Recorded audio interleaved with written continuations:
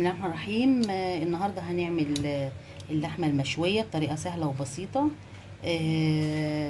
وكل سنه وانتم طيبين. طبعا العيد يعني ايه، في ناس بتحب تشوي اللحمه في الفراخ، فاحنا النهارده هنعمل معانا شوي اللحمه طبعا عشان ده عيد اللحمه عموما. احنا هنا معانا ماده دهنيه فيها. طبعا اللي حابب يحط ليا دهن او حمرا دي اختياري. عندنا هنا عصير طماطم، عندنا هنا بصله مفرومه، طبعا هناخد الميه بتاعتها. عندنا هنا التوابل، معلقه قرفه صغيره او رشه قرفه، فلفل اسود، رشه ملح بسيطه. وهنا معانا زر ورد، طبعا ده بيدي طعم حلو جدا في الشوي او في التحمير عموما، بيدي ريحه حلوه للاكل. فاحنا ايه هنبدا حطينا اللحمه هنا، هنبدا نصفي البصل من الميه بتاعته كده، نصفيه وارجع له. احنا هنا صفينا ميه البصل، وحطينا معلقتين برضو عصير طماطم، وهناخد معلقه خل. طبعا هكتب لكم مقادير الوصفه، او ممكن معلقه ونص يعني، او معلقتين حسب الكميه طبعا يا جماعه، ما نزودش. وهنبدا ناخد هنا التوابل بتاعتها هي، وهنبدا ايه نقلب الحاجه عشان نسيبها فتره تتبل.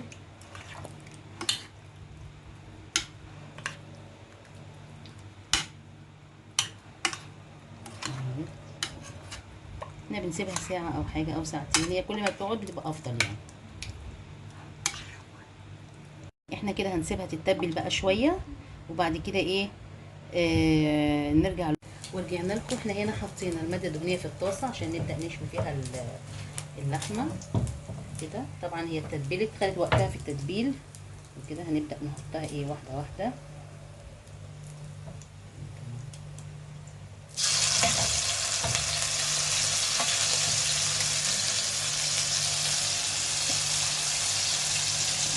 مش هنحطها كلها عشان ما تبردش، نحطها واحده واحده كده.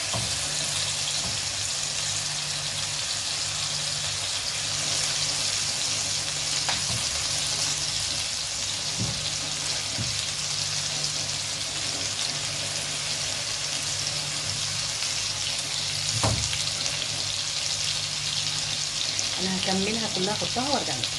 ورجعت لكم تاني. احنا هنا كده حطينا كل اللحمه هي، سايبينها تتشوح براحتها. وبعدين احنا هنا عاملين ميه البصل بالطماطم بالماده الدهنيه كده. صفينا الطماطم طبعا والبصل بالميه البصل والطماطم، صفيناهم مع بعض، وشويه تتبيله، جزء من التتبيله كانت فيها، وحطيناها هنا في الطبق. اول ما تبدا تنشف ممكن ايه نحط حاجات بسيطه كده عشان تكمل تسويتها بسرعه.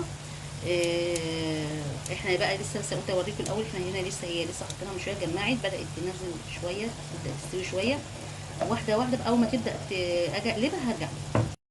ورجعت لكم تاني. احنا هنا هنبدا نقلبها هي عشان ايه الماده الدهنيه اللي فيها. لو في حد بيحب الليه ممكن يحط فيها الليه، بتبقى حلوه، تديها طعم حلو. هنبدا نقلبها.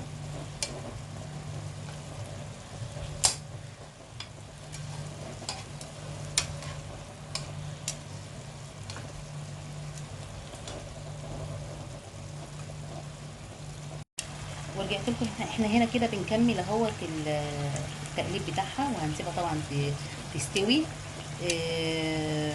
اول ما تخلص بقى هرجع لكم عشان اوريكم هنعملها ازاي تبقى مشويه، طعم مشوي. احنا هنا اللحمه ديت معانا بدات تستوي. انا ضفت لها طبعا اول ما يبدا الصوص اللي كان فيها يقل شويه عشان تبقى مستويه كويس.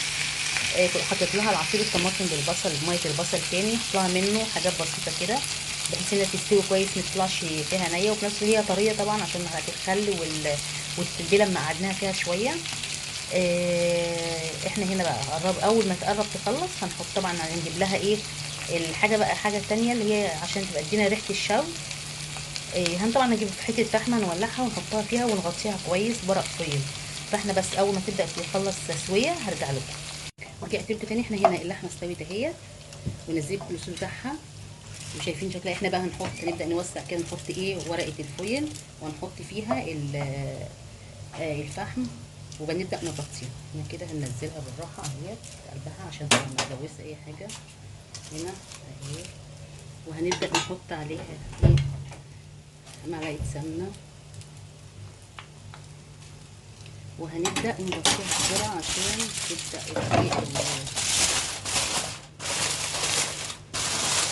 دخلت الشوي كده.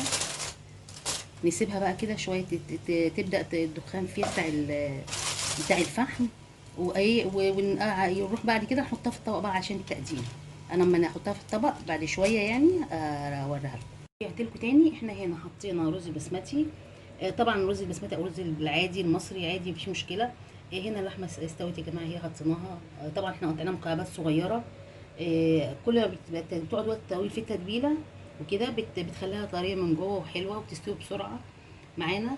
وانا كنت كل شويه بضيف لها الصوص بتاع الطماطم وعصير البصل دوت. كل ما تبدا تنشف عشان تستوي كويس وفي نفس الوقت ما تبقاش طالعه نيه. لو عجبكم الفيديو لايك وشير وسبسكرايب بالهنا والشفا.